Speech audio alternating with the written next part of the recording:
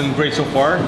What's coming up next? I think this might be my favorite round because really? I don't come to Pubbelly without ordering at least one McBelly. So I could eat this. So this. did you think about the McBelly before the beer? Yes, I could eat this with anything. I mean, I could eat it with chocolate milk, and I think it would be delicious. It's around the, breakfast. Put an egg on it, whatever. Any way which is possible. But the beer I picked for this is really one of the most interesting beers I've seen this year. It's from Dogfish Head Brewery in Delaware. Dogfish. And they made a beer called 61 Minute IPA. So 60 Minute IPA is their flagship beer. You see it everywhere. And it gets its name because it's continuously hopped for 1 hour, 60 minutes. So they made their 60 Minute and they blended that with Syrah Grape Must. You're a wine guy, so that seems out there, right? That seems out there. And when you pour it, you'll see it has a really nice rosy hue, right? It's fantastic. Definitely has some wine something going on. I'll definitely take some of that. But the Syrah Must really adds just a subtle sweetness to it and almost a little bit of the tannins that you would expect in a red wine.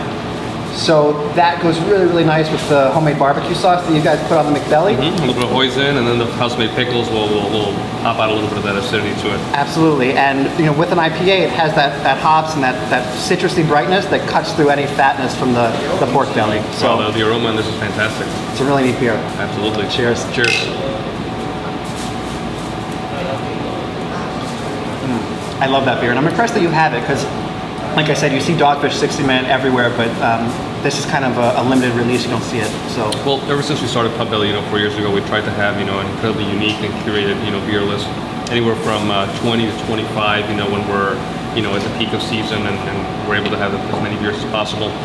And it changes constantly. We have so many regulars, we want to always give them some fun and new things. Something new. And there's so many beers around the world that it never gets old. And it's always fun to try something new. And now all the new breweries happening in Florida and Miami.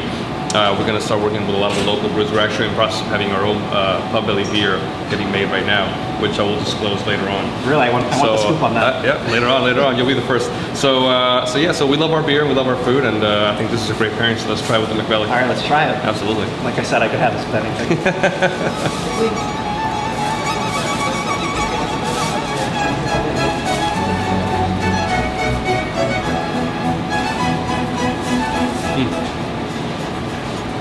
I think I'm better myself.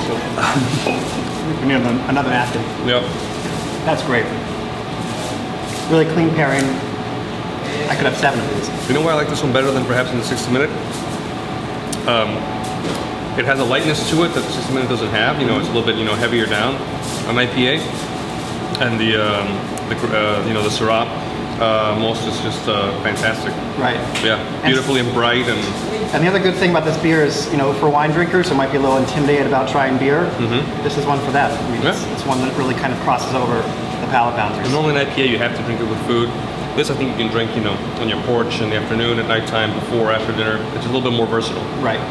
And I don't think it would have to be limited to the McBelly. I think it would go great with a lot of stuff on your menu. Yeah, let's order the rest of the menu and have it at the same time. Right. Yeah, let's do that. All right. Bring me everything else. Two.